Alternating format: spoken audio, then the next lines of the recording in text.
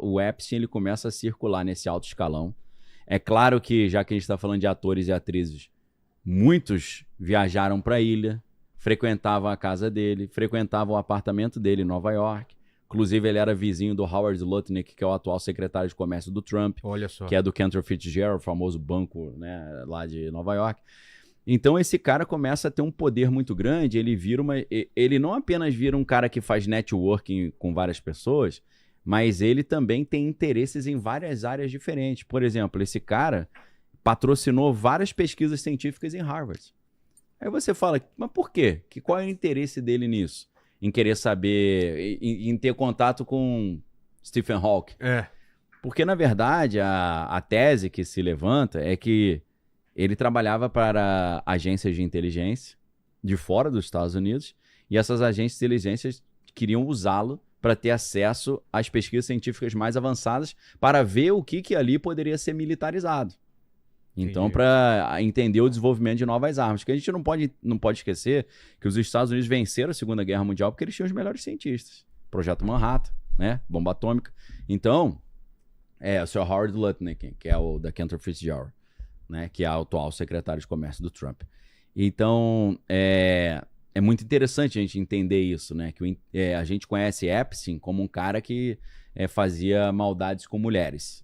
E às vezes com mulheres de idades inferiores. Menor de idade. Menores de idade. Mas ele era um patrono da ciência. Por isso que ele andava com um monte de cientistas. Mas claro, né?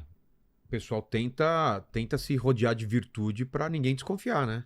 Mas eu acho que era isso. Ele tinha muito interesse em vários temas de ciência, de física. Você acha que era interesse genuíno mesmo? Não era. Ele tinha um interesse, mas ele queria chegar nesse pessoal. Ele queria chegar para poder passar essas informações do que estava mais em up to date, mais em alta, mais ali para os seus patrões ali, talvez. Tá. Ele tinha um interesse gigantesco em viagem no tempo. Ele tinha um interesse grande em antigravidade. Então ele tinha alguns interesses bem curiosos, assim, umas coisas meio...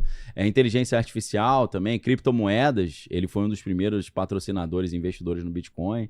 Rolou uma lenda agora que ele era o verdadeiro Satoshi Nakamoto, que eu acho que não faz muito sentido. Não faz sentido. Ele pode ter patrocinado o Satoshi Nakamoto. Criador do Bitcoin, né? O que escreveu o White Paper, que é o projeto ali, foi publicado em 2008, se eu não estou enganado. Apesar de que, né, pessoal, tudo que a gente vê no White Paper do Bitcoin de 2008 já estava num documento da NSA de 1996 chamado SHA-256.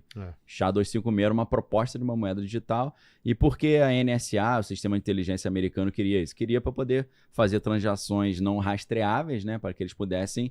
Imagina o caso Irã-Contras, em que os Estados Unidos proibiu o mundo inteiro de vender arma para o Irã e eles vendiam arma para o Irã. Então, para fazer o trânsito desse dinheiro, em vez de ter que voar em jatinho particular com mala de dinheiro, eles tendo um sistema de pagamento não rastreável como o blockchain, o hash, por aí vai, seria uma solução interessante, né? Então, o Jeffrey Epstein, ele tá lá no alto escalão, mas ele começa a ter alguns problemas com a justiça.